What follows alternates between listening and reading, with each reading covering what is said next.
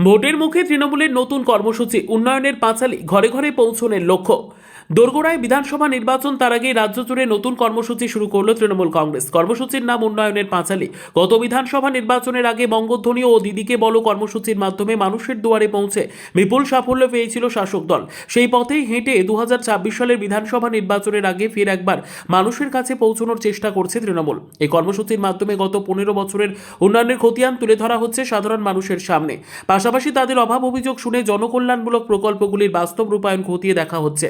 এই কর্মসূচির অংশ হিসেবে আজ মুর্শিদাবাদ জেলার ডোমকল ব্লকের মধুরকুল অঞ্চলে সকাল থেকে বিকেল পর্যন্ত চলে উন্নয়নের পাঁচালীর যাত্রা। পাড়া মহল্লায় ঘুরে সাধারণ মানুষের সঙ্গে সরাসরি কথা বলেন তৃণমূল নেতৃত্ব। ধর্মীয় স্থানকে সম্মান জানিয়ে নামাজ পড়তেও দেখা যায় তাদের। মধুরকুল গ্রাম পঞ্চায়েতের প্রধান শামসুজ্জোহা মণ্ডল বাবুর সঙ্গে কর্মসূচিতে অংশ নেন ডোমকল টাউন তৃণমূল কংগ্রেস সভাপতি কামরুজ্জামান মণ্ডল, ব্লক সভাপতি হাজিকুল ইসলাম সহ একাধিক নেতা ও কর্মী। কর্মসূচির শেষে নেতৃত্বের বক্তব্যে উঠে আসে উন্নয়নের ধারাবাহিকতা ও মানুষের সঙ্গে নিবিড় সংযোগ বজায় রাখার বার্তা।